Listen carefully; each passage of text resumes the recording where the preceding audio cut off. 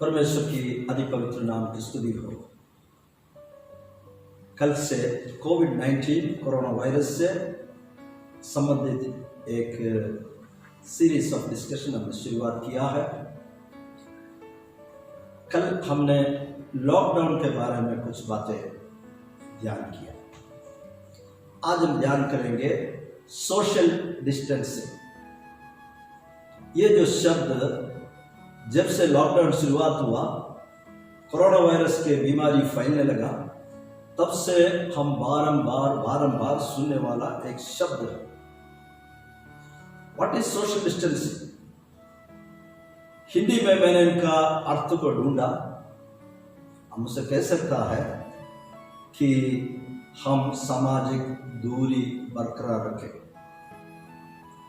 और ये जो सोशल डिस्टेंसिंग है उसे फिजिकल डिस्टेंसिंग, हम शारीरिक तौर पर अंदर रखें। इसका मतलब यह है कि आप और औरों के बीच में, आपके घर के बाहर आप कुछ अंदर बनाकर रखना है। और सोशल और फिजिकल जो दूरी को बरकरार रखने के लिए ये बात हमें समझाता है। बताया जाता है हम एक दूसरे से कम 6 फीट दूरी में रहना है और भीड़ होकर हम इकट्ठे ना होना है। भीड़ भाड़ जगह पर जाना नहीं और उनसे हमें दूर रहना है। इससे पहले हम लोग सोशल नेटवर्किंग कर रहे थे। हम एक दूसरे के साथ अपने बिजनेस में, सोशल कॉन्टेक्ट्स में हम कितने करीब आ सकते थे, इतना करीब हम आने के लिए कोशिश कर रहे थे। आज हम उस सोशल नेटवर्किंग से दूर होते हुए आज हम सोशल डिस्टेंसिंग हम प्रैक्टिस करते हैं। व्यक्तियों के बीच में, परिवारों के बीच में, समाज में, हर जगह ये सोशल डिस्टेंसिंग आज हम देखते हैं प्यार।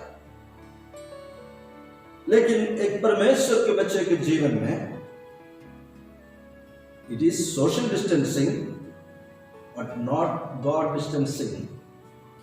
ये समाज से दूर रहना है, सामाजिक दूरी बरकरार रखना है, परमेश्वर से नहीं प्यार। परमेश्वर से दूरी हमें कभी ना रखना है। एक बात मैंने पवित्र शास्त्र के रोशनी में पाया, distancing from the world will bring us closer to God. जब हम दुनिया से दूरी बरकरार रखेंगे तब हम परमेश्वर के करीब हम आएंगे। मैं फिर से बताना चाहता हूं, distancing from the world will bring us closer to God। क्योंकि परमेश्वर के वचन हमें सिखाता है कि संसार के प्रेम परमेश्वर से प्रेम। तो हम जितने इस संसार और संसार की अभिलाषाओं से हम दूरी बरकरार रखेंगे, इतना अधिक हम परमेश्वर के नजदीक में आएंगे प्यार। हमारे लॉकडाउन को अब जो हम सोशल डिस्टेंसिंग रखते हैं, ये सारे बातों को मिलकर परमेश्वर मेरे और आपके जीवन में भलाई को उत्पन्न करेंगे। क्योंकि हम परमेश्वर के इच्छा के अनुसार बुलाए हुए लोग हैं और परमेश्वर से प्रेम रखने वाले लोग हैं। अब इस विषय में परमेश्वर के वचन से कुछ बातें मैं आपको बताना चाहता हूं। God's purpose for our life is bearing fruit। फल लाना परमेश्वर की मेरे और आपके जीवन की इच्छा। फल लाना परमेश्वर की मेरे और आपकी जीवन की इच्छा है। पवित्र शास्त्र में फल लाने के विषय में कई बातें लिखा है। मत्ती रचित सुसमाचार 3 अध्याय 8 कलम में इस प्रकार लिखा है, इसलिए मन फिराव के योग्य फल लाओ, produce fruit in keeping with repentance. What does it mean? ये हमें क्या सिखाता है? मैं और आप मन फिरा हुआ लोग हैं। एक समय हम संसारिक अभिलाषाओं का, शारीरिक अभिलाषाओं का पूरा करते हुए परमेश्वर के विरुद्ध चलने वाले लोग थे। लेकिन जब परमेश्वर के वचन को हमने सुना, पिता परमेश्वर ने अपने एकलौते पुत्र प्रभु यीशु मसीह को मेरे और आपके पापों के छुटकारा के लिए संसार में भेजा। ये सत्य वचन जब हमने ग्रहण किया, यीशु को हमने अंगीकार किया, हमारे मन फिर गया। कई लोग इस मन फिराव को गलत डेफिनेशन देता है। It is a repentance and it is a conversion of our heart and minds. ये हमारे हृदय और मन की परिवर्तन है प्यार। ये परमेश्वर के द्वारा ही हो सकता। कोई इंसान किसी व्यक्ति का मन या हृदय बदला ना सकता है, परिवर्तन नहीं ला सकते हैं। केवल परमेश्वर ये कार्य कर सकता है। तो मैं और आप जो मन फिरा है, वो उस मन फिराव के योग्य फल लाने के लिए परमेश्वर के वचन हमें सिखाता है। इसका मतलब ये है, हम जो पुराना कार्य, जो बुरी मार्ग में हम चलते थे, वो कार्य से हम आगे नहीं बढ़ सकता है। वो कार्य हमारे जीवन में हम सोच भी नहीं सकते, क्योंकि हम मन फिरा है। और फल लाने के विषय में प्रभु यीशु मसीह ने कहा, जॉन चैप्टर 15 वर्स 16, यूहन्ना रचित सुसमाचार 15 अध्याय 16, तुमने मुझे नहीं चुना। प्रभु यीशु लोगों से कहता है, शिष्यों से कहता है, तुमने मुझे नहीं चुना, परंतु मैंने तुम्हें चुना है और तुम्हें नियुक्त किया है कि तुम जाकर फल लाओ और तुम्हारा फल बना रहे, कि तुम मेरे नाम से जो कुछ पिता से मांगो वह तुम्हें दे। सो प्रभु यीशु मसीह स्वयं इस बात को जोर देकर कहता है, तुमने तो मुझे नहीं चुना, परंतु मैंने तुझे चुना और तुम्हें नियुक्त किया। We are appointed. एक खास कार्य के लिए हमें नियुक्त किया गया है। वो कार्य है, तुम जाकर फल लाओ और तुम्हारा फल बना रहे। सोशल डिस्टेंसिंग के टाइम में भी परमेश्वर की इच्छा आज इस वचन के द्वारा मेरे और आपके जीवन में प्रकट करता है कि हम नियुक्त किया हुआ लोग हैं। परमेश्वर ने हमें चुना है, हमें नियुक्त किया है कि हमें जाकर फल लाना है और हमारा फल बना रहना है। प्यार, और इस सोशल डिस्टेंसिंग से जुड़े हुए बात है, खास तौर पर हमारे बुजुर्ग लोगों को, they are prone to this epidemic, इसलिए हमारे बुजुर्ग लोगों को खास सूचनाएं दी जाते हैं। लेकिन पवित्र शास्त्र में सिखाता है, साम्स 92:40, भजन संहिता 92 का 14 कलम इस प्रकार है, वे पुराण होने पर भी फलते रहेंगे। प्रभु में विश्वास करने वाला मुझे सुनने वाला सारे बुजुर्ग लोग इस बात को अच्छी तरह समझे और प्रतीति करे, हम पुराना होने पर भी हम फलते रहने वाले लोग हैं और रस भरे और लहलहाते हम रहेंगे। परमेश्वर की इच्छा है हम पुराना होने से हम फल लाना नहीं छोड़ना है, पुराना होने पर भी फलते रहेंगे और रस भरे और लहलहाते रहेंगे प्यारा। पुराना होना फल लाने के विषय में कोई एक्सक्यूज नहीं है। Praise God.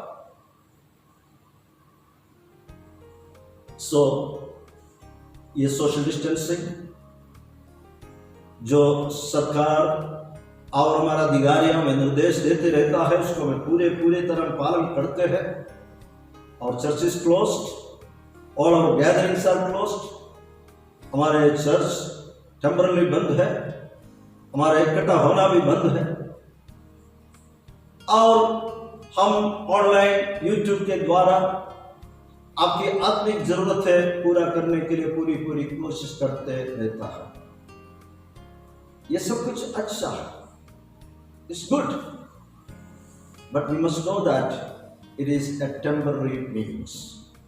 ये एक टेम्पररी तत्काल के लिए एक कार्य है। परमेश्वर की हमारे विषय में जो इच्छा है, इब्रानियों की पत्री 10 तो 24 और 25 कलम हम पढ़ते समय हमें मालूम पड़ेंगे, परमेश्वर चाहते हैं हम जैसे प्रभु यीशु मसीह के दिन नजदीक आते हैं हम इकट्ठा होना ना छोड़े, प्रतिदिन उस कार्य करने में हम उत्सुक रहे, एक दूसरे को उत्तेजना देने में हम उत्सुक रहे। our corporate gathering and worship, हमारे मिलकर इकट्ठा होकर परमेश्वर की आराधना करना, यह हमारे आत्मिक जीवन की एकदम महत्वपूर्ण कार्य है। आशा करता हूं, प्रार्थना करते रहते हम लोग सब जल्दी से जल्दी इस महामारी हमारे देश में से, विश्व में से प्रभु दूर कर, ताकि हमारे परमेश्वर को हम स्तुति आराधना कर सके, मिलकर हम प्रभु के साथ संगति रख सकते हैं। परमेश्वर को हमारी ये भी इच्छा है, पर्सनल विटनेसिंग, हम हमारे जो गवाही है हम औरों को बताते रहेंगे। अब ये कार्य में कर नहीं पाता, प्रभु ने मेरे और आपके जीवन में जो कुछ अद्भुत कार्य किया, जो कुछ आशीष दी है, वो हमें औरों को बताने के समय है। मैं आशा करता हूं जैसे ये लॉकडाउन खुल जाएंगे, हमारे जीवन में और भी कई बातें परमेश्वर के विषय में कहने के लिए होंगे। परमेश्वर ने हमारे जीवन में किया हुआ अनेक भलाई, खासतौर पर इस 40 दिन के लॉकडाउन के दरमियान परमेश्वर ने किया हुआ अद्भुत कार्यों को हम औरों को बता सकते हैं। चर्च के इतिहास को प्यारो आप देखिए, जितने चर्च में उपद्रव आए, जितने समय चर्च में स्ट्रगल्स हुई, इतना चर्च बढ़ गया है परमेश्वर के प्रेम में, परमेश्वर के अनुग्रह में। मेरा विश्वास है ये जो स्ट्रगल के टाइम है, ये जो लॉकडाउन है, सोशल डिस्टेंसिंग है, ये सब कुछ हमारे मंडली के जीवन में, चर्च के जीवन में एक अनुग्रह के कारण है। जब हम फिर से मंडली होकर ऐसे बॉडी ऑफ क्राइस्ट, प्रभु यीशु मसीह के एक शरीर होकर हम फिर से मिलते समय, मैं हर एक में मैं देखना चाहता हूं that we bear fruits, we bear more fruit, we bear fruit that lasts.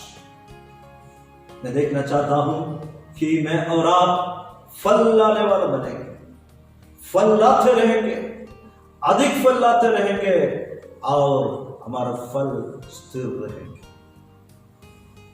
वो परमेश्वर की इच्छा। जॉन 15:16 जो मैंने पहले पढ़ा, उसको फिर से हमें पढ़ने की जरूरत है। प्यार, परमेश्वर का वचन कहता, तुमने मुझे नहीं चुना परंतु मैंने तुम्हें चुना है और तुम्हें नियुक्त किया कि तुम जाकर फल लाओ और तुम्हारा फल बना रहे। हम फल लाएंगे, लेकिन जब हमारे फल बना रहेंगे तो प्रभु यीशु मसीह के महत्वपूर्ण एक वायदा है कि तुम मेरे नाम से जो कुछ पिता से मांगो वह तुम्हें दे। इसलिए इन दिनों में हम लगातार फल लाते रहेंगे और हमारे फल बना रहेंगे, ताकि हम प्रभु यीशु मसीह के नाम से जो कुछ भी मांगेंगे और पिता हमारे जीवन में देंगे। जैसे ये लॉकडाउन और ये सोशल डिस्टेंसिंग सब पूरा हो जाएगा, हम परमेश्वर के लिए अधिक फल लाने वाले लोग बनकर हम रहेंगे। यार, परमेश्वर इस वजह से मैं सबको आशीष दूं।